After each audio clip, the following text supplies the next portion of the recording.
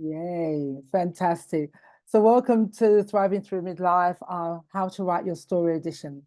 So writing your story in later life can be a powerful and transformative experience. It's not just about recording the events in your life for prosperity, but more about reflecting on your experiences, gaining new insights, and sharing your wisdom with others. That's why I'm really glad to have this conversation with these three wonderful women, all of which have got lots of experience in writing, also authors and writing coaches. So I'd like to introduce Carolyn Tate, Joanne Fedler, Rowena Robinson. Hello, and most of you know Joanne and Rowena, you've seen them a lot. So we're really happy to have Carolyn in the community. So thank you. This is your first time here. We really thank you and we're glad you're here with us. So I'm going to kick straight in and I will start with Carolyn because you were the first in. So the first question will be, can you share your journey with writing? Where did it all begin for you? Thank you for the invitation, Faith, to be here tonight. My writing journey began in my early 40s, and I was in marketing for many years, and I took myself on my own 4-day writer's retreat, and I thought I'll just have a go at writing a marketing book. And 4 days later of being on this retreat, I came out with 30,000 words. And I can remember just thinking, this is it. This is what I want to do for the rest of my life. So that's how it began. And then 6 books later, and I'm currently writing my next book, which is a novel.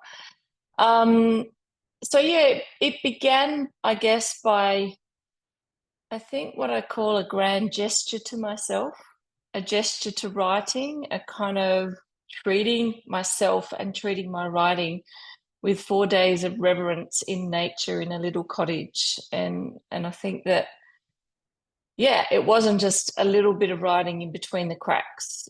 It started with this really grand gesture and it just went from there.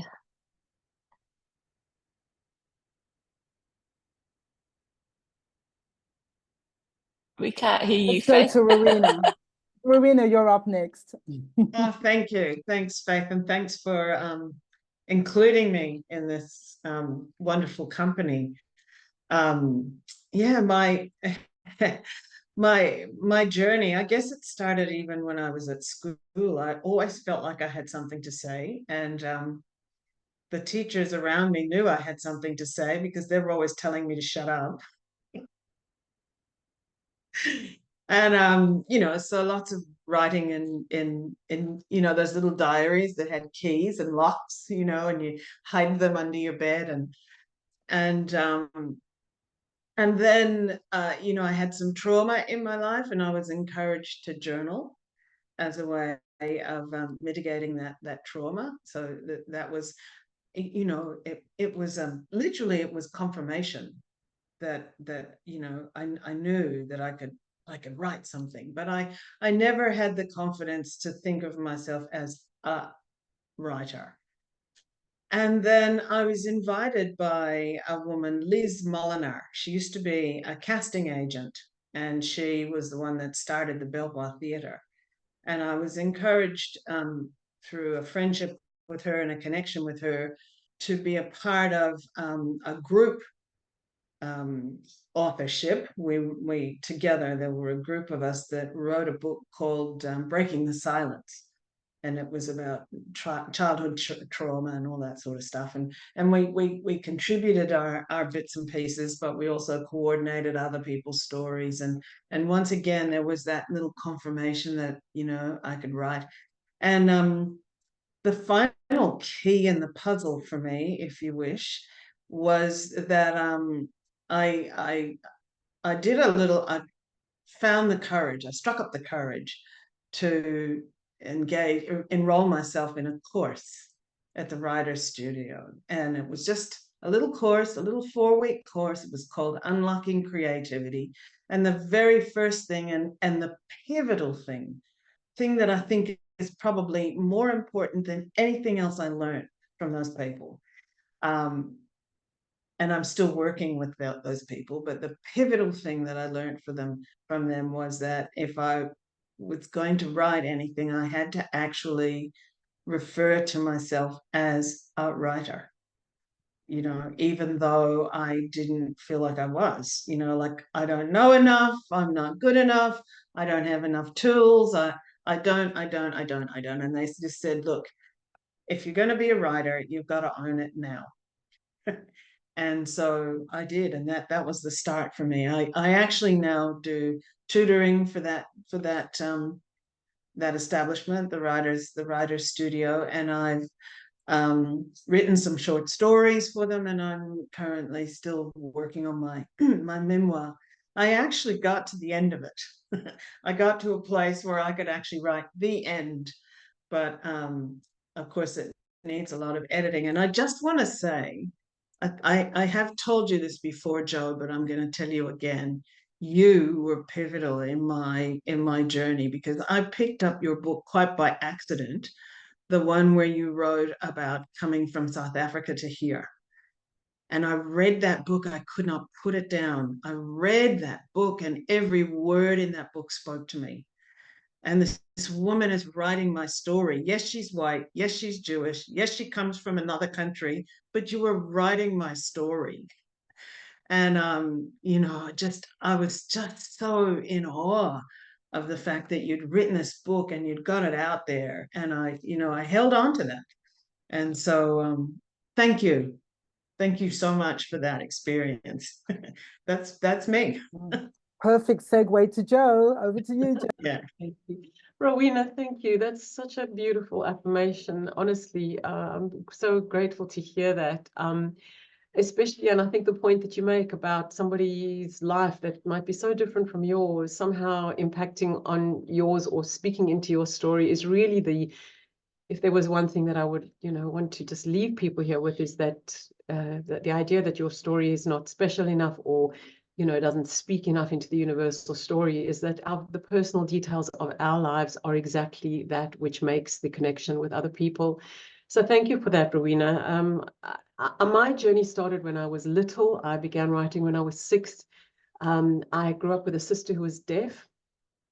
And I was my older sister. She couldn't speak, and I was the only one who could understand her. And I used to interpret for my parents until she had enough speech and hearing therapy to be able to speak out. I could understand her. And I suppose growing up in apartheid South Africa, growing up with a sister who couldn't make herself heard, I think I always knew from a very young age that having a voice is a fundamental aspect of being a person, of being visible.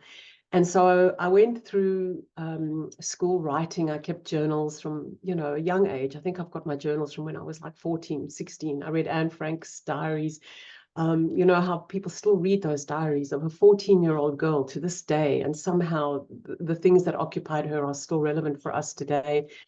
And I then went and I studied law because I felt like I wanted to help make a difference. But law is actually just a lot of stories that don't have a place, especially if they don't fit into a certain kind of framework. And I really found that many of women's stories, many of the lives that women lead, don't fit into the story, the narrative that law has. And so though I became an expert in domestic violence and sexual violence, and sat on commissions and drafted legislation, I very soon found the limits of working in that area, and emigrated to Australia when I had 2 small children. They were 2 and 4, and I didn't want to requalify as a lawyer, and really just carried on, try to finish a book that I had begun in my early 20s. I had actually, interesting, like Carolyn said, giving that grand gesture to yourself. I applied for at a women's writers colony in America when I had no right to call myself a writer, but I got accepted, and I spent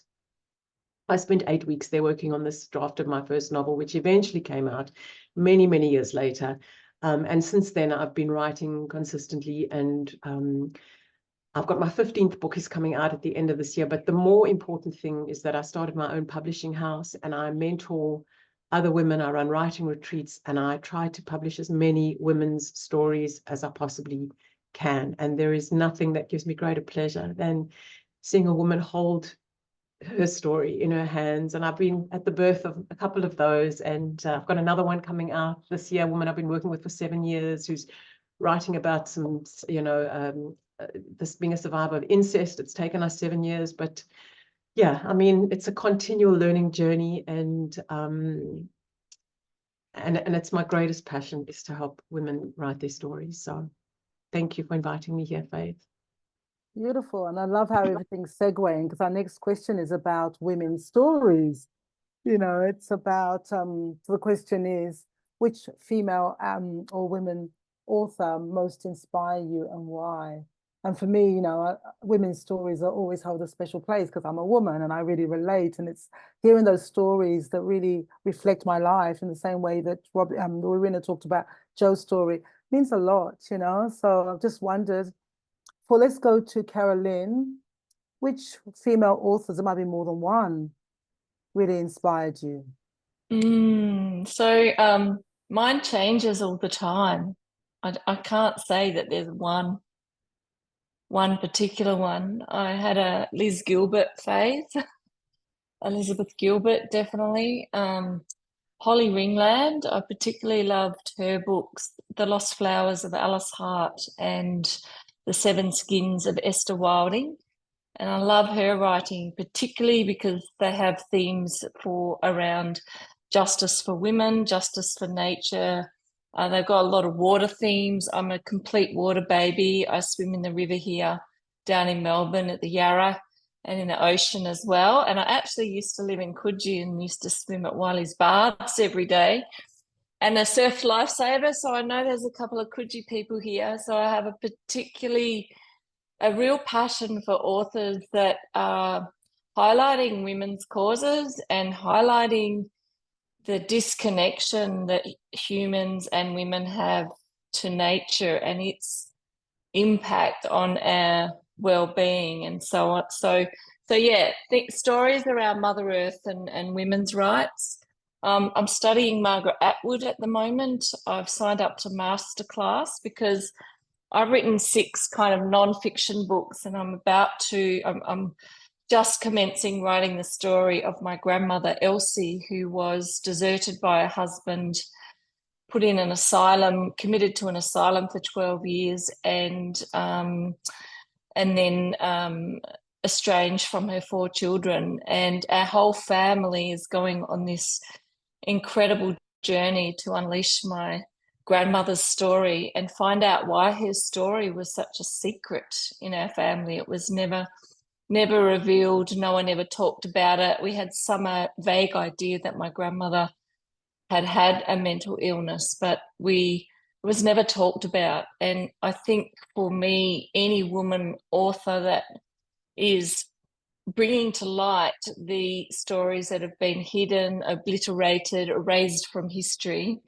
I can't help but read. I recently listened to Wifedom, which is by Anna Funder, great Australian author, about George Orwell and the fact that his wife was, you know, really the woman behind his success. So yeah, I can't pick one author.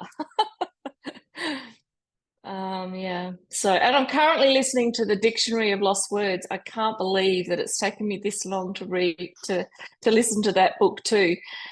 So, you know, I feel like to be a great writer, you really need to be a great reader. And it's often a tussle between whether you read or write, you know. Beautiful. Thank you. And I'm really proud to have one of your books. I'm holding your book. Yeah, thank you. Beautiful. Lots of flowers on the cover. Lots of flowers. Beautiful book. So let's go to you, Joe. Let's just mix it up a bit. So you okay to go next, Joe? Sure. It's a really difficult question to answer. Just like Carolyn, I also have like phases, and I go and for every book that I'm working on, it always feels to me like a season. And so when I work on different books, it feels to me like I'm gravitating to different kinds of writing. So I've had I think the moment I knew that I really wanted to write was reading Toni Morrison's book Beloved. It felt to me like an absolute seminal, like awakening in my mind of what was possible, how it was possible to write. And she still remains one of my absolute all-time favorite writers. I'm a very big fan also of Etty Hillesum, which probably most people will never have heard of her, but she wrote diaries. She was a young Dutch woman who wrote these diaries in just before the Second World War. She ended up in Westerbork labor camp. She was a young Jewish woman. She died at the age of 27, but she left these astonishing diaries that have really, a bit like Carolyn was saying, she's one of these women that have kind of been forgotten. I think, I hope at some point I'll write something about her, because you sort of really, she's a little bit secreted, and unlike Viktor Frankl's like Man's Search for Meaning, I mean, her diaries to me are like in a category way above Viktor Frankl, and nobody knows about her. Especially in the times we're living in now, I feel like her understanding of human nature and how to be what she called the thinking heart of the barracks is so important. She never hated. She had such an astonishing sensibility. I love Maggie O'Farrell. I love Rachel Cusk. I love Rachel Carson. Similarly to Carolyn, also women who write about nature and the crossover with nature. I'm a big swimmer too, as you know. Sophie Strand is a young writer at the moment who is writing a lot about the natural world and illness, disability, and the way we're interconnected to everything. And I've literally just come back from Singapore, having done some training with Nora Bateson from the Bateson Institute. Again, somebody I think is not really as famous as she should be for the impact that her work should have in the world, but I'm hoping that it will get more impact. She does warm data training, which there's no time to talk about what that is now, but I also read a lot of poetry. I read poetry every single day. I read poetry before I write, and one of my favorite poets is Ada Limon, and I could go on, but let's let somebody else have a word. Beautiful, thank you. Over to you, Rowena. Thanks, Faith. Wow, I'm in big company. Look, my tastes are so wide and so varied. You know, I love a good shoot 'em up on TV, and so Patricia Cornwell, that kind of detective writing, and how she'll infuse recipes with cutting up bodies, and it's all there. J.K. Rowling, her imagination, never mind her politics, but her imagination is just stunning and wonderful. But look, I can't go past Maya Angelou. That woman just touches my heart. Yeah. And she's so famous for what she does. She's so famous for the way that she writes, the integrity and the grace and the ferocity, and the way she can touch into deep emotions. We all know that about her, but I find it's really quite astonishing when you think about where that woman's been. She started life as a cook and a waitress. She even did work as a sex worker and a dancer, and then she was an actor, and then finally she got to playwriting and editing, and she's played in musicals. She's just done so much, and for someone to come from that background, again, it really enthuses me that I can, and she speaks my language. She touches me, and that I'm just in awe of the fact that Nelson Mandela walked out of jail after being incarcerated for so long, and some of the first words he spoke were her poem, "I Still I Rise." It's just mind-boggling that this woman has brought so much to the world from her ordinary skin, and then I go over to someone like Anne Lamott, and I just love the way she speaks, that just common language, and it's not overly done, and yet it touches my heart every time I open a book. I can open a book of Anne's anywhere on any page, and it makes me feel better, and yeah, I just love those women. Michelle Obama, reading her memoir was really, once again, she's come from a background like mine, and look where she ended up. you know, and look at the way she carries herself and expresses herself. You know, they go low, we go high. You know, she's an incredible woman, and that brain of hers is just gigantic. So I love reading anything by her. That's basically it. You know, I just like reading. Beautiful. Thank you. Okay, so our next question seems really obvious, okay, but I was really wanting to hear each of your takes on it. So we know that many women are inspired to write their story later in life. So why do you think this is? Again, I know it's feel really obvious, but I really felt that we're going to get some gems out of all three of you. So, Carolyn, do you mind starting for us again? So, wow, so many reasons. I mean, historically, we have been, you know, we've just talked about a whole lot of amazing women authors, but historically, history has been built on men's stories.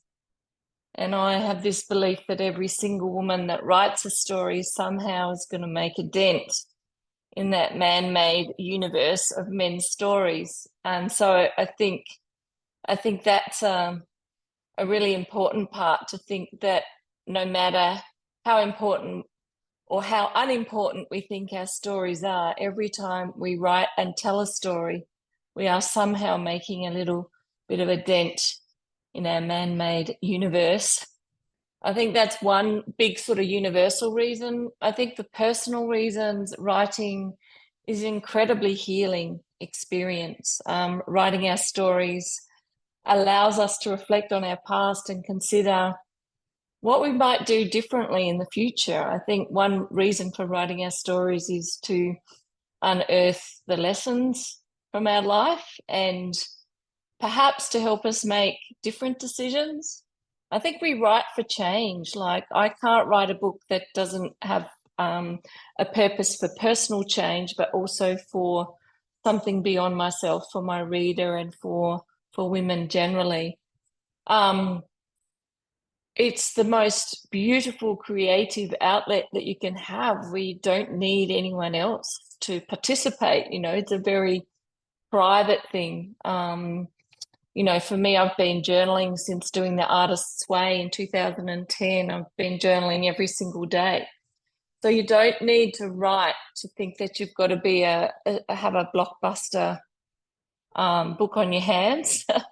I think the idea of journaling, I think writing our stories to capture our family history. One of the women in my group has just taken it upon herself to write letters to her son, because she has realized that she may not get the opportunity to tell her son all of the stories that she might want to actually leave with her son about their connection and the things that are important to her. So I think knowing our why, our purpose for writing, is really worth digging into. You know, I talk about writing 200 reasons why to write your story. And they can be personal, they can be universal. You know, there's many reasons. And I think the big question is, the question before what you're writing is, why do I want to write it? What are the reasons behind what's the purpose? And for every single woman, that purpose will be different. Yeah, beautiful. And thank you for mentioning about The Artist's Way. So I'm not sure if any of you are aware of that, but in this week's newsletter that went out today, there's actually a free 12-week course that was offered to our community. Well, offered widely, but somebody brought it to our attention to share it with our community. So if you're curious about what The Artist's Way is, or you've done it and you want to do it again, check out this week's newsletter. There's a free link to actually do the 12-week. Okay, so thank you, Carolyn, for mentioning that, bringing that to my attention. Okay, Joe, let's go to Joe next to mix it up. Is that mixing it up or is it not? Actually, Rowena will be mixing it up. Let's go to Rowena next. Sorry, let's mix it up. Rowena, are you okay to go next? Sure. Why are women inspired to tell their stories later in life? You know, I thought about this question, and it occurs to me there is an innate voice in every single person on this planet. You know, we all have that inner voice. What's that? The words in that song, from the moment I could talk, I was ordered to listen.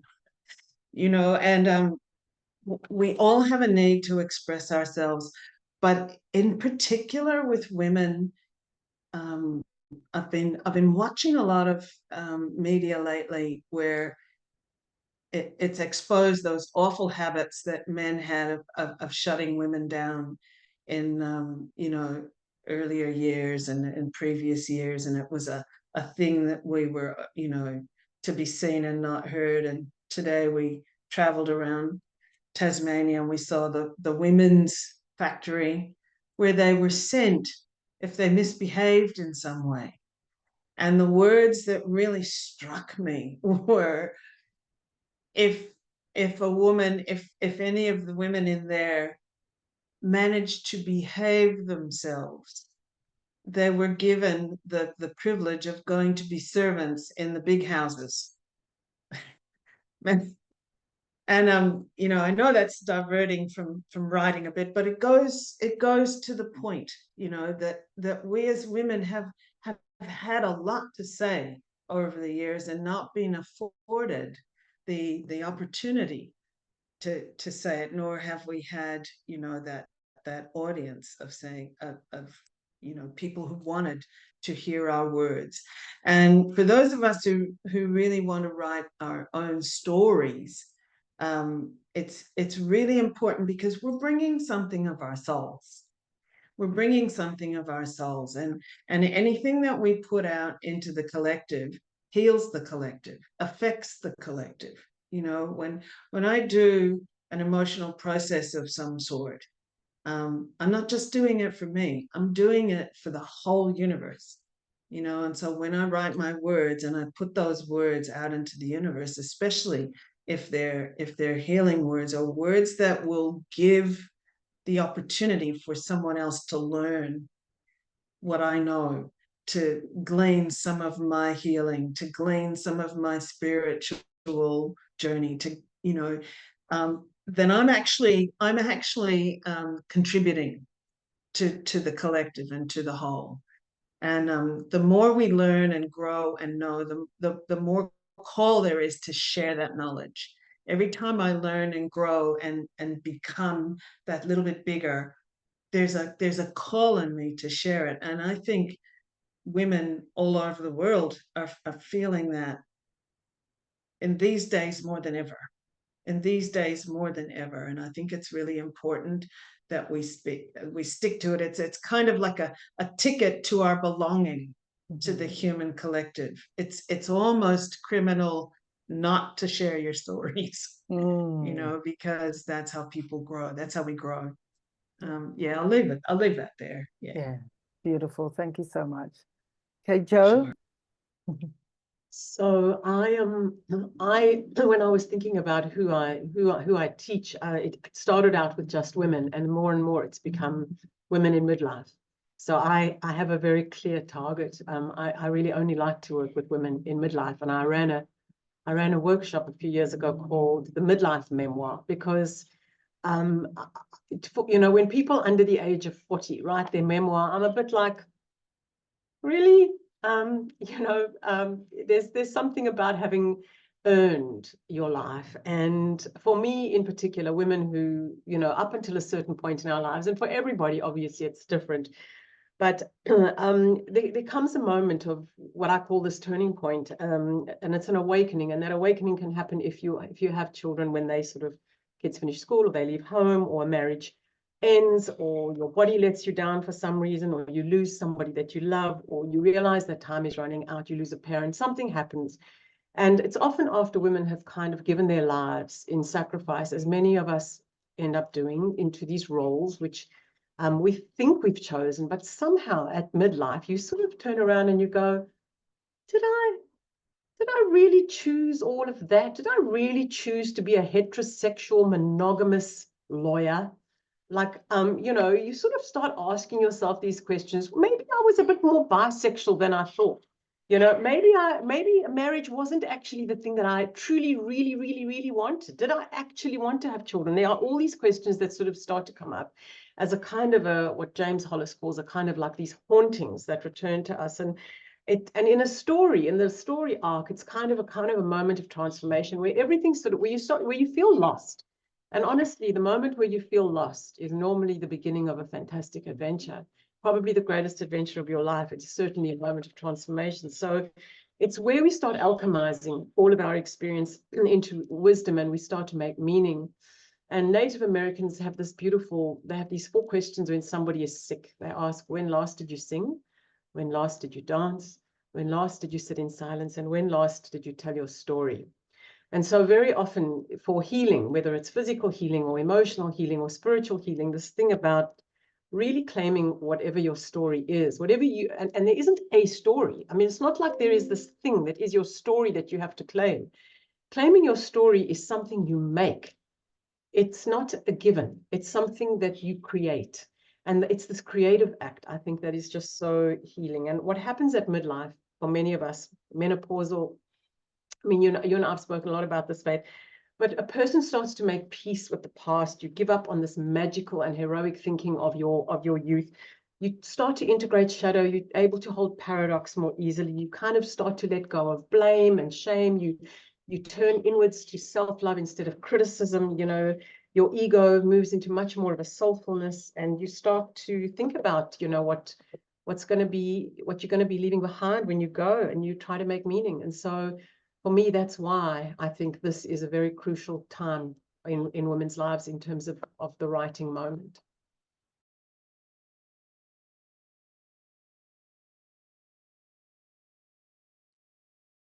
You're muted.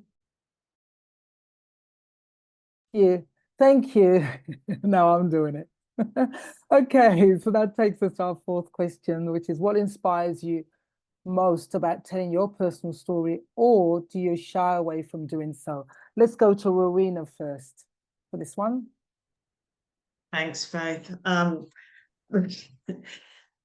I started writing my story for a very, very simple and plain reason, but it's become so much more than that.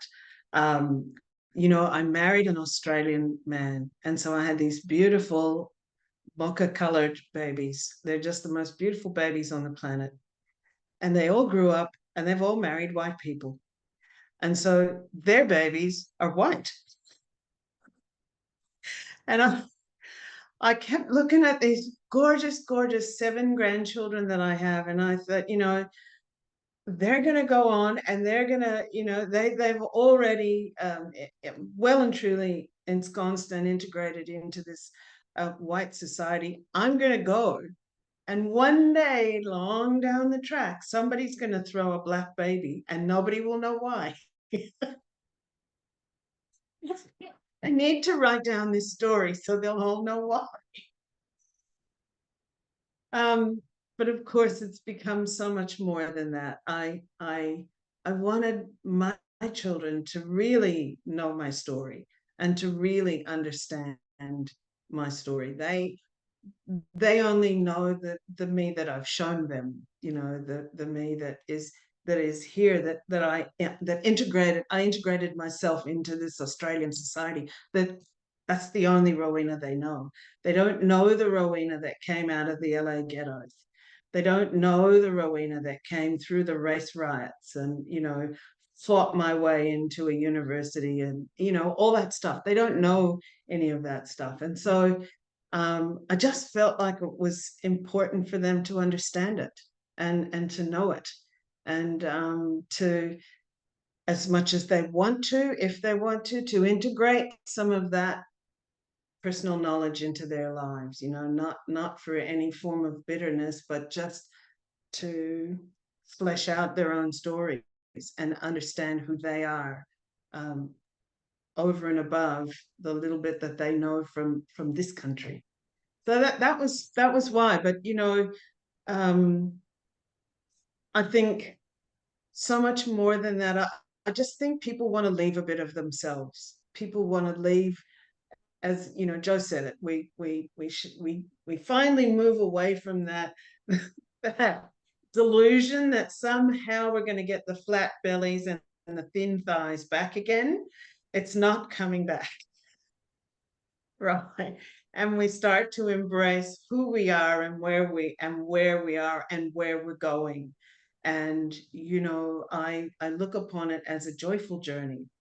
It's not, you know, a woe to me, I'm going to the end. It's a joyful journey, and I want to write it down and share it, you know, all the ups and all the downs, you know, and come what may, that's what you're gonna get. Thank you. Rowena, I'm crushed. I won't get back the flat belly. What are you doing? It's not I'm coming back, crushed. honey. Thank you. Dress it Very up with grounded. sequins. Thank you. Okay, let's go to Joe next. Faith, we can't all have your flat belly. Don't Okay, so- have flat oh my gosh. I am so writing. Writing for me, the book that Rowena talked about, My When Hungry Eat. Honestly, throughout the writing of that book, which was about emigrating and trying to lose weight so that I wouldn't be fat and 40. Throughout the writing of that book, I kept thinking, who the hell is going to be interested in this book? Is this like the most like narcissistic, like my mother's going to be the only one who's going to read this book. And then I had these moments, you know, of like thinking, no one's going to be interested. Maybe this is everybody's story. Maybe this isn't. Maybe this is. And it's good to play around on that edge, because we have to be careful that the moments that we're sharing in our lives have to be bigger than this thing that just happened to me. And I teach people that there are these, you can't just write about what happened to you. You have to, what I say, cross the bridge between the personal and the universal. That's the meaning making part of writing. That's the part that you really have to, you know, that's the craft of writing. That's the stuff you practice. That's the stuff you learn. But everybody can do it. It's not something that, no, you know, you can be taught it, you can practice it, and we all have it. Because you know that when you've sat down with a friend at a kitchen table and you've discussed your lives, and that person reflects something back to you, whatever they're saying to you, you're like, oh yeah, that touches me. I get that. That helps me. I know what to do. And we've all had friends who've been able to do that. So every person has got the capacity to do it. And so for me, I've always written about the things that have been, I normally write about times in my life that I haven't understood, that I'm grappling with, that I'm grappling to make meaning from. So the thing I'm writing about now is a book about losing my mother during COVID to cancer. And I don't know what I'm saying in this book, but I know everybody's had a mother, everybody has a mother, and everybody, please God, in the course of life will lose a mother. And so I know I'm talking about grief, but it can't just be about grief. I've got to be saying something about grief. And that's the thing that I'm trying to work out in the writing. And that's what we do when we offer our lives. You're offering your life in service to something. The big question I always say to my writers is, what vision of life is your writing in service to? And that's the sort of thing that you've got to have a grip on. And at this time in our lives, at midlife, we kind of know who we are. We know what our values are. We know what our priorities are. We know where we stand. We know the things that we'll speak up for. Those are the kinds of things that you are unsure about when you're younger. But by the time we get to where we are now, we actually have a lot of life experience. We have suffered enough. And we're looking at the ends, you know, we're in that second half of our lives. We know we don't have forever. And so it's a beautiful liminal space of somebody who knows time is running out. I've got something to say, I've got something to offload, and this is what it is. Hear me roar. Cool. Thank you. Okay, Carolyn, let's go straight to you. I 100% concur with both Rowena and Joanne. Yeah, through all of my books, there's a little piece of me being woven, little short stories. I turned 60 last year, and I feel like I don't really have anything more to write about myself right now. I feel like through writing, you know, I've met a new partner the last couple of years after grief at the end of a relationship, and And so I feel like right now I'm in that space of not feeling the need to write my personal stories anymore. But my grandmother's story is calling me in a way that I've never been called to write my own stories before, because of course she is a part of me, but she's also a part of my cousins and my sisters and my father, who's her only living child. And so it is a journey that is far bigger than me. And I also know that trauma unprocessed from previous generations somehow gets carried through each generation until at some point a brave woman, usually a brave woman, steps forward and decides to uncover that ancestor's story. And so for me, it's soul work. I can't not write her story. I sleep, drink, I just like breathe it, sleep it, it's always there. It's in my journaling. It's just present. It's a story that can't not be written. And I think as we get to our age, that's how we want to be with our stories, is a story we can't not write. But the other thing that I would say is that there's a lot of you don't need to write a book to write your story. I think that there's a lot of this misconception that you have to go from zero to heroine. Is it hero or heroine? It's like, I've never written before, but oh yeah, I've got to write a 100,000 word novel and get it published. I think the biggest challenge for all of us is just getting started, and that our life story is actually just a series of little stories. So write 10 500-word stories. Don't go for the big, I'm probably shifting into the last question, is what's your advice? And for me, just write one story. And if it's only 500 words, but it's about a slice of our life. It's not about this idea that we've got to tell this story, chronological story of our life from the day we're born till the day we are, till now.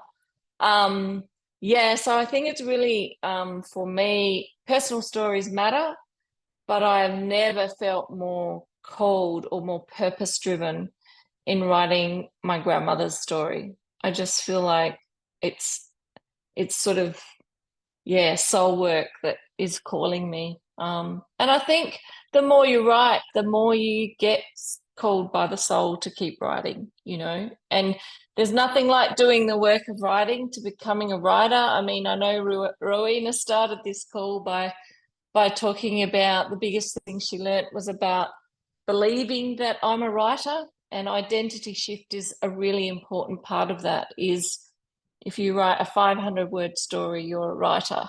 And I think that's the biggest thing for all of us, is to sort of step over the precipice and write something and share it. Because I think the other thing is that to write a story and not share it with someone else, even if it's one other person, that's when we become a writer too, when we're willing to find the courage to share our story with a reader, no matter who it is, whether it's your child or your parents or whatever. Funnily enough, I've always found that my son and my family have been the least interested in any of the books I've ever written. So, we think that, oh, what will our parents say, or what will my son say? But really, it's other women that I think are the ones that actually care and are interested. It's not usually your family. So we have this big worry that our family is going to judge us or say something about it, and they're getting over the fear of family reading our books and getting immersed in it is probably the biggest thing. But write your story, 500 words. Beautiful. I love the idea of writing as healing, which is what I'm getting from everyone. And it reminds me of the quote, which is trauma not transformed, it's transferred. So I really love that. So we write to heal, not just ourselves, but future generations. So Love that. So our very final question. We were hoping to finish this part at now, so we can do some questions, but we're not going to have time to do that. But I think the final question is really important, because this is what I think most of us came here for, which is, what is one thing women should know if they want to write their story? So Carolyn, you already kind of told us, but let's go to Joe, Rowena, and then we'll finish with you again, Carolyn. Okay, so Joe? I think everything that Carolyn said, you know, I think all of us doing this work come to these same things. There's nothing really new that I can add, other than to say that, you know, as she said, you don't have to, I always say, you don't have to share everything that you bear on the page. So she's right. You can share, you can bear yourself on the page, and then make a decision about whether that's something that you are going to share. There is expressive writing that has got a function, and then in order to take that and decide whether that's something for a reader, that's a totally different gesture. And there are different aspects of the writing. So you don't have to get so you know, caught in the idea that, oh, everything that I write, you know, most people say they won't write because they don't want to hurt people, they don't want to upset people in the family. And I'm like, they don't even have to know. Just write the story. Let's have a look at it, and let's see if that's something that, even once you've written something, sometimes you don't even need to share it. You just needed to put it down on the page. It's kind of like an offload. And then sometimes, as I say, once you've done that, what you find is there's actually a deeper story sitting underneath that anger, that rage, that guilt, that regret, that you know, that really needs to be explored. And sometimes you're just like throat clearing, or you're just clearing the path so that this deeper story can come up, because a lot of us are kind of like congested around the thing that we haven't been able to say, that we've been needing to say. So once you spit it out, sometimes there's a much deeper story that needs to come up from there. And your life is full of themes that overlap into other people's lives. Your life is significant, even if you think you haven't had a very big life or very important life. The work that women do in the way, and more as we can see in the culture that we're creating now, the skills that we have as women, all the things that have been so neglected and taken for granted, are really the skills that we need to protect the planet, to actually, you know, stop dehumanizing the other, to stay connected, to have trans-contextual conversations, to nurture the ecology of our communities. You know, all of this stuff is stuff that we can do by telling our stories. And then we find overlaps. Oh, there's where your story touches my story. Oh, guess what? We're all humans. Guess what? We're all part of this natural world. Oh dear, we better all just bloody take care of ourselves and each other. That's what we do when we add our story into the world. So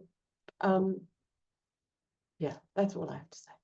Beautiful. And I just wanted to just push your beautiful book, Unbecoming. So I had the pleasure of writing one of the reviews in this book.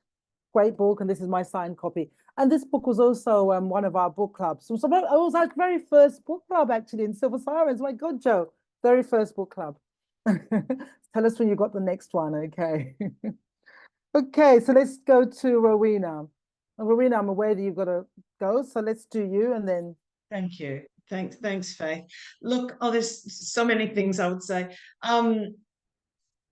It's already been said. Carolyn said it, Joanne said it. Just keep writing.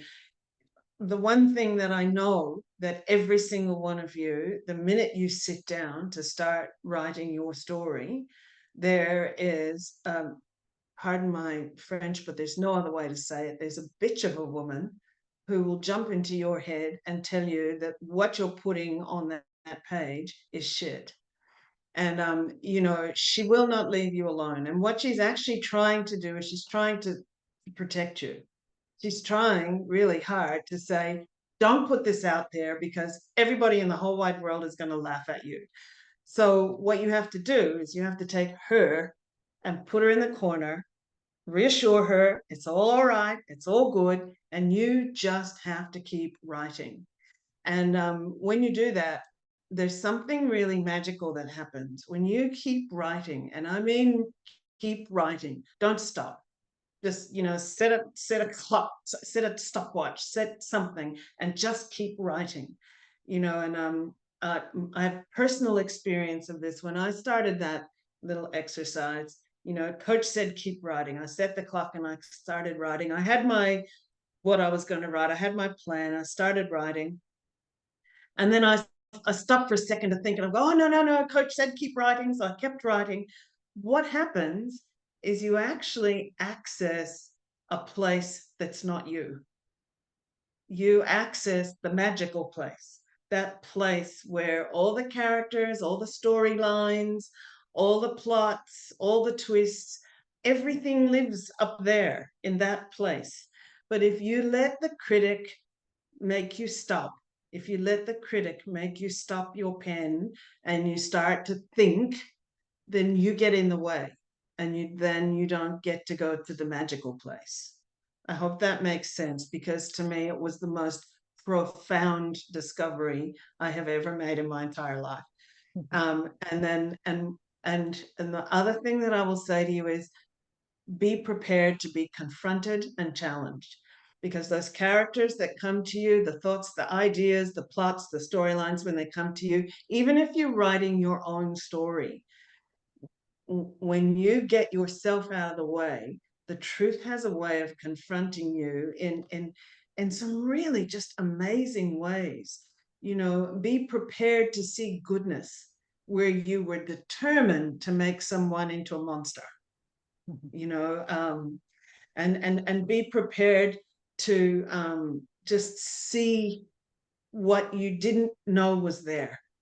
And that's what will happen to you if you just keep writing, you know. And again, you know, I started out speaking about the human collective. That's where these stories come from, and that's where they go back. When you write them, they go back and they heal. They heal in a way that no other word can do. Yeah. Anyway, I will leave that there. And I wish you all wonderful, wonderful journeys, not success, just journeys with your writing.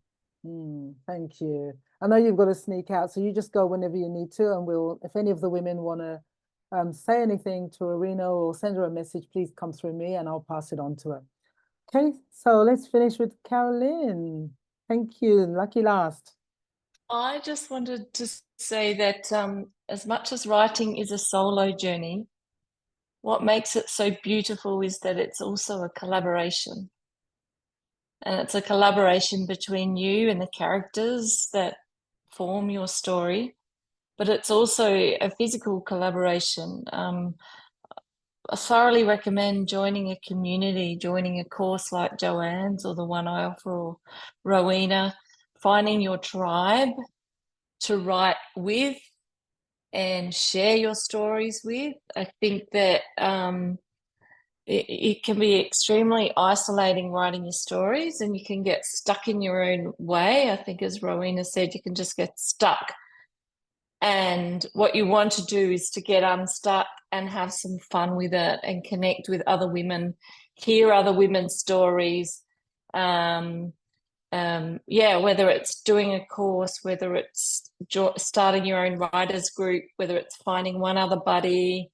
And then also think of the characters as your imaginary collaborators, if they were all around a table and coming in and being a part of it. So yeah, as much as writing's a solo journey, seek companionship, collaboration, and community to help sort of push you through and keep you going.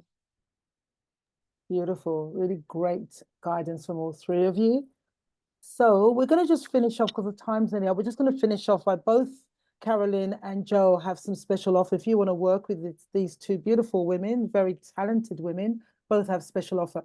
Let me go to you, Caroline, first. And these offers are going to be in the follow-up, together with your follow-up video, but I just want you to tell the women here now. Okay, so you go first, Caroline. Okay, thank you, Faith. So I run a 12-week course called Brave Women Writers Group. It's based on the book, my last book, called Brave Women Write. And yeah, it's a 12-week course where people define their project and determine their writing goals, get some mentoring from me, but also connect with other women. So it doesn't matter what you're writing. It's a 12-week support group. I'll send the details to Faith. The next circle kicks off in May.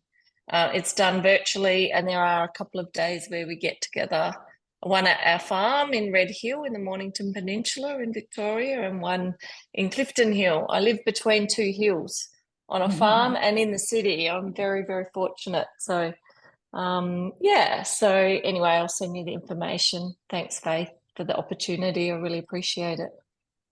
Pleasure. Thank you. Okay, Joe, over to you. So I'm running a writing retreat. I run one writing retreat every year. It's in Mystery Bay in August for 10 women, and I still have a few places left. And that's really kind of like the incubator for the women that I